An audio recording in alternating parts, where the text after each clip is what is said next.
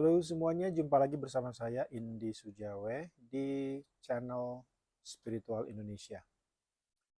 Ah, Kali ini saya banyak mengumpulkan beberapa pertanyaan dari teman-teman tentang santet.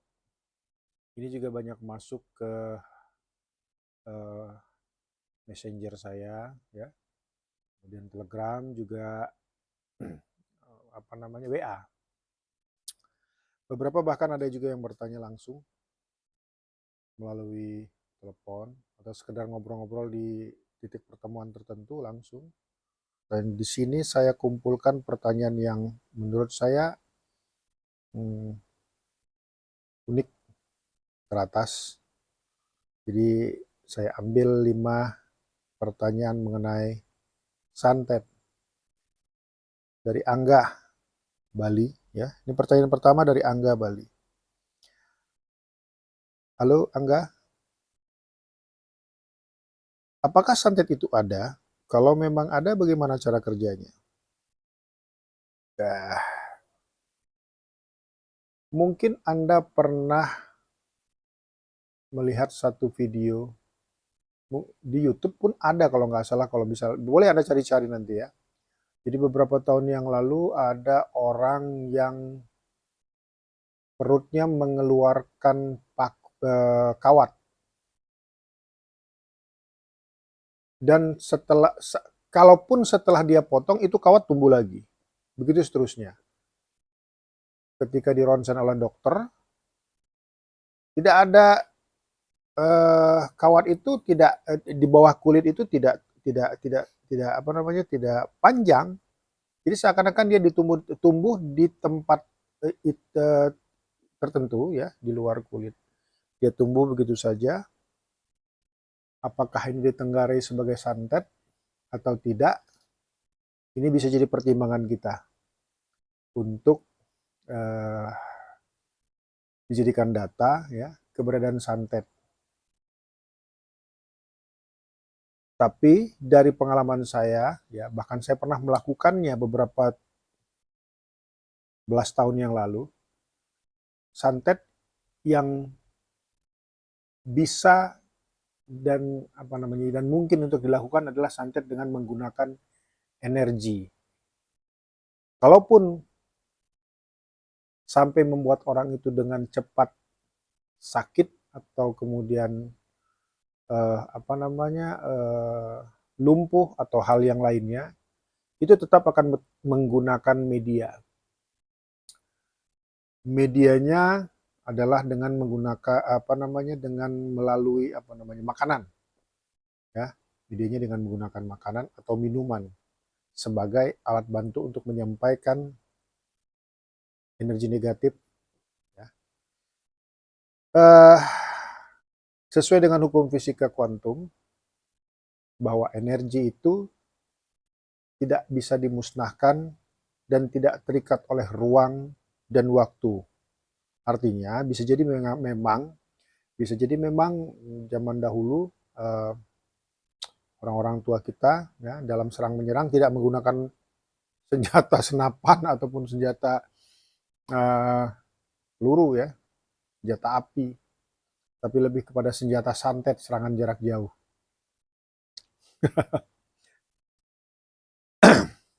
Kemudian dari Nurman, Medan. Pertanyaannya mungkin ada hubungannya dengan pertanyaan sebelumnya. Apakah memang bisa menyantet orang dengan mengirimkan media tertentu seperti paku, silet, kawat, ijuk, dan lain-lain ke dalam fisik target? Nah, ini terjadi pada pengalaman saya. Waktu itu saya tinggal di Tanjung Priok sekitar 10 atau 15 tahun yang lalu, saya lupa tepatnya kapan. Suatu ketika, saya lagi duduk di depan rumah, ada orang yang mencari saya. Tiba-tiba dia jatuh dan kemudian muntah mengeluarkan air comberan. Baunya itu seperti air comberan, jadi kotor air comberan, got ya. Itu kan bau lumpur yang menyengat ya. Nah, disusul kemudian paku, dan ini nyata dilihat oleh banyak orang di sekeliling saya. Kemudian beberapa orang yang yang sigap, kemudian membawanya ke dalam masjid dan mengumpulkan pakunya. Tapi kemudian dia ngomong bahwa saya ingin ke rumahnya Pak Indi untuk mengobati sakit saya. Singkat cerita, dia berada di situ.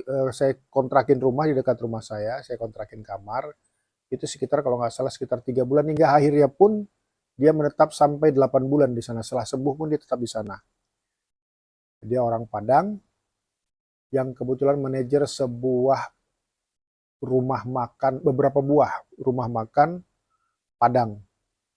Saya tidak menyebutkan merek tertentu, tapi ini rumah makan cukup terkenal. Nah, dari situ kemudian setelah sembuh ya dia, kemudian saya berpikir lagi, ulang balik lagi, bahwa santet dengan menggunakan media tertentu untuk dikirimkan secara jarak jauh, itu bisa jadi ada. Karena apa yang saya alami itu memang benar-benar nyata. Artinya bahwa kalau santet itu terbagi dua, bisa menggunakan media tertentu ya, secara fisik seperti paku, silet, apalagi benda-benda tajam lainnya ya, atau ijuk mungkin, atau kawat. Itu bisa saja terjadi. Di beberapa daerah seperti Karo, Batak Karo, itu juga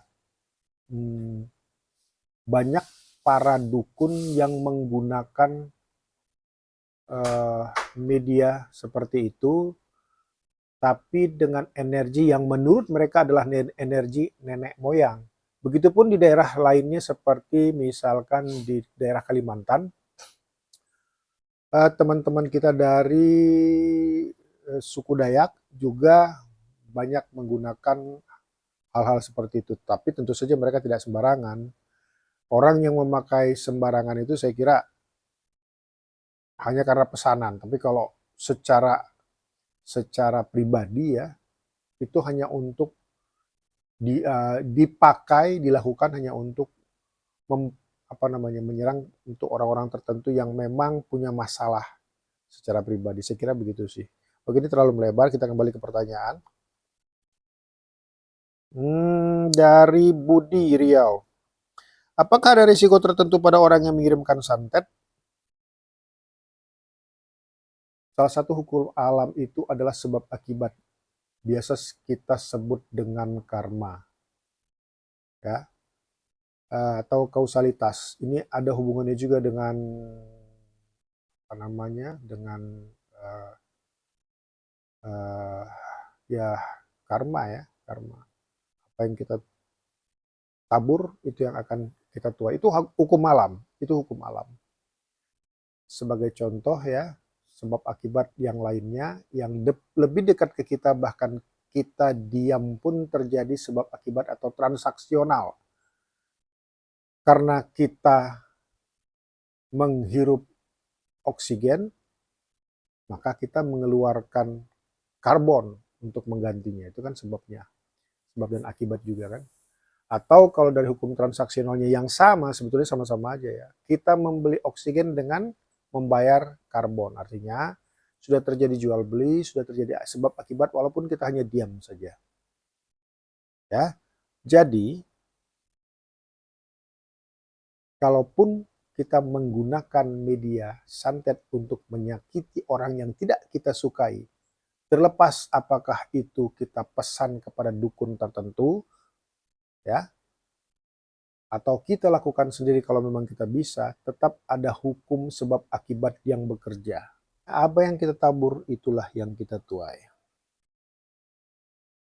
Itu hukum alam. Berikutnya dari teman kita Utoyo dari Lampung. Pertanyaannya adalah, bagaimana caranya agar tidak terkena santet? Dan kalaupun sudah kena, apakah bisa disembuhkan? Ini dua pertanyaan dari satu orang teman kita Utoyo di Lampung. Pertanyaan pertama adalah, bagaimana cara agar kita tidak terkena santet? Santet itu bekerja 1 meter dari permukaan bumi.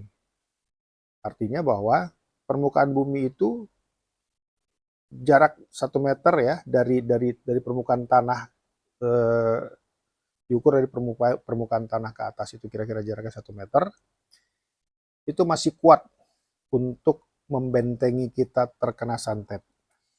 Makanya eh, beberapa orang tertentu yang sudah paham ini akan menyarankan orang-orang yang kira-kira dijadikan target itu untuk tidur tidak memakai alas supaya dia terlindungi dengan energi bumi.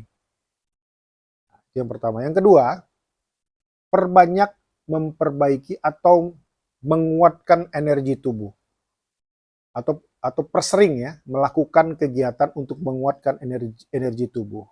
Minimal berdoa dengan agama masing-masing ya, kemudian praying ya, atau sholat ya, atau bersembahyang pun dengan agama masing-masing. Dan kalau memang bisa Anda lakukan adalah meditasi atau wirid atau zikir atau bertapa. Artinya itu adalah usaha kita untuk menguatkan benteng diri kita secara energi. Dengan kuatnya energi kita, maka santet apapun bentuknya akan sulit masuk. Dan kalaupun sudah kena, apakah bisa disembuhkan? Tergantung. Kalau memang kita bisa menemukan orang yang mampu untuk menyembuhkannya, tentu bisa disembuhkan.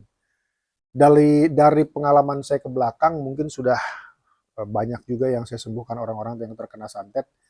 Ya, sampai mohon maaf ada beberapa peristiwa beberapa tahun, mungkin sekitar tahun 2005 atau 2004 itu ya, ketika saya sedang melakukan penyembuhan ya, mohon maaf dia seorang perempuan, dari kemaluannya pun mengeluarkan